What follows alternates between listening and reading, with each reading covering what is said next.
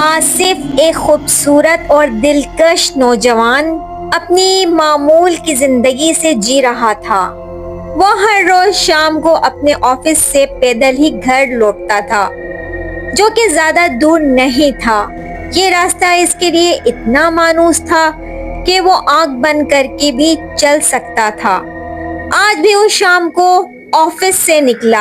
आसमान पर काले बादल छाए हुए थे और तेज हवाएं चल रही थीं, जो जल्द ही एक तूफानी आंधी में बदलने वाली थी। बारिश से बचने के लिए वो अपने रास्ते में आने वाले बेरी के पुराने और घने दरख्त के नीचे रुक गया। ये दरख्त इसके लिए एक पहचान की तरह था।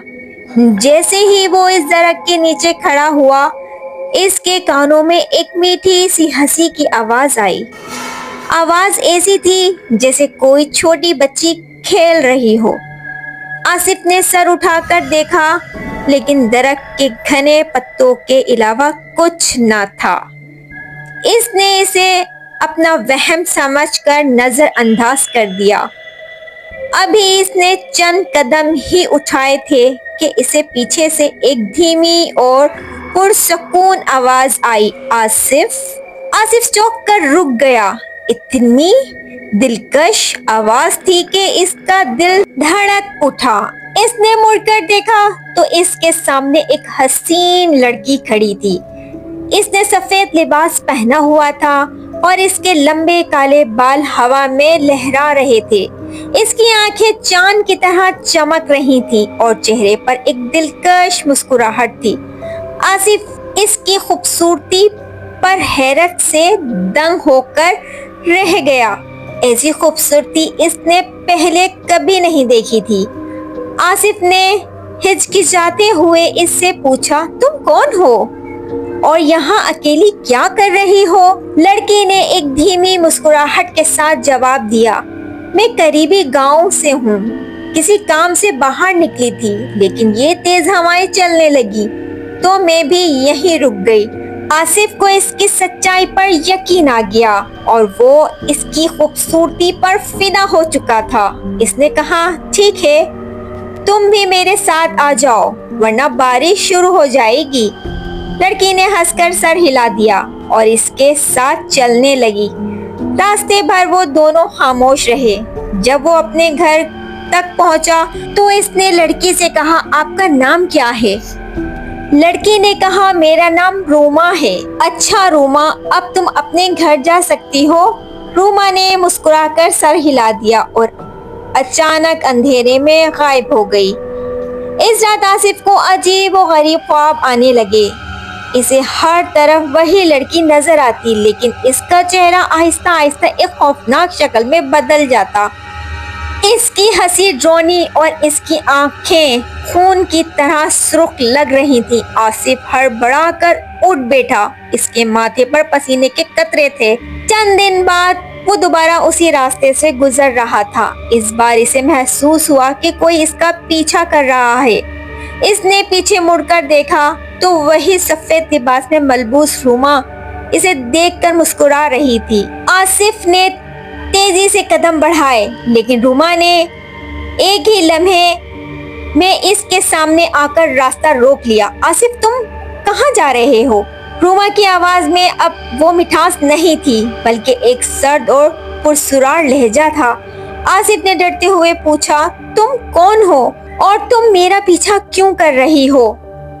रूमा के चेहरे पर एक उदासी छा गई और वो आहिस्ता से बोली, मैं तुम पर फिदा हूँ आसिफ, तुम मुझे बहुत अच्छे लगते हो, लेकिन अगर मैं तुम्हें अपनी हकीकत बता दूं तो तुम मुझसे दूर हो जाओगे, हमेशा के लिए जुदा हो जाओगे। आसिफ के दिल में खौफ की जगह तजस्सुस ने ली। इसने कहा, नहीं, मैं तुम्हें नहीं छोड़ूंगा, तुम सच बताओ, तुम कौन हो? रूमा की आंखों में आंसू आ गए। मैं रूमा नहीं हूँ आसिफ, मेरा नाम कुछ और था। आज से कई साल पहले मुझे कुछ लोगों ने यहीं इसी बेरी के दरख्त के नीचे कत्ल करके दफन कर दिया था। तब से मेरी रूह यहीं भटक रही है। मैं एक चुड़ैल बन चुकी हूँ। یہ کہتے ہی اس کا خوبصورت چہرہ ایک خوفناک شکل میں بدل گیا۔ اس کے دانت لمبے اور تیز ہو گئے اور اس کی آنکھوں میں سے سرخ شعلے نکلنے لگے۔ اب میں ان لوگوں کو ڈھونڈ رہی ہوں جنہوں نے مجھے مارا تھا، لیکن تم میری زندگی میں آئے اور میں تم پر عاشق ہو گئی۔ وہ چلائی اور اس کے ہاتھ تیزی سے آصف کی گردن پر بڑھنے لگے۔ آصف کی چیخیں حلق میں ہی دب کر رہ گئیں۔ اس نے بھاگنے کی بہت کوشش کی لیکن وہ اپنے قدموں کو حرکت نہیں دے پا رہا تھا۔ اس کی نظروں کے سامنے اس کی زندگی کا سب سے خوفناک منظر تھا۔ روما اس کے قریب آئی اور اس نے آصف کی گردن پر اپنا ہاتھ رکھ دیا۔ اچانک روما رک گئی۔ اس کے ہاتھ کی گرفت آصف کی گردن پر ڈھیلی پڑ گئی۔ اس کی آنکھوں میں جو آگ تھی وہ آہستہ آہستہ بجھنے لگی۔ وہ آصف کے چہرے کو دیکھ رہی تھی۔ آصف کی آنکھوں میں خون نہیں بلکہ رحم اور ہمدردی دیکھی۔ آصف کا خوبصورت اور معصوم چہرہ اس کی روح کو ایک لمحے کے لیے چھو گیا۔ اچانک روما رک گئی، کو دیکھ کر بولی، تم برے نہیں ہو۔ روما کی آنکھوں سے آنسو بہنے لگے۔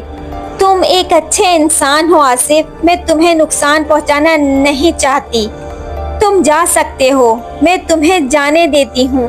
یہ کہتے ہی وہ پیچھے ہٹ گئی اور اس کا خوفناک روپ دوبارہ اسی اصل شکل میں بدلنے لگا۔ وہ روما جو پہلے خوبصورت تھی، اب اس کا چہرہ خوفناک لگ رہا تھا۔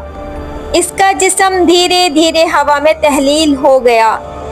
آصف ایک ہی سانس میں اپنے گھر کی طرف بھاگا۔ وہ پیچھے مڑ کر نہیں دیکھنا چاہتا تھا۔ وہ دروازہ کھول کر اندر داخل ہوا اور اسے فوراً بند کر دیا۔ وہ ہانپ رہا تھا اور اس کا دل تیزی سے دھڑک رہا تھا۔ اس رات کے بعد آصف نے کبھی اس راستے سے اکیلے جانے کی ہمت نہیں کی۔ آج بھی جب چاند کی روشنی اس بیری کے درخت پر پڑتی ہے تو لوگ کہتے ہیں کہ انہیں اسی جگہ ایک خوفناک لڑکی وائٹ ڈریس میں نظر آتی ہے۔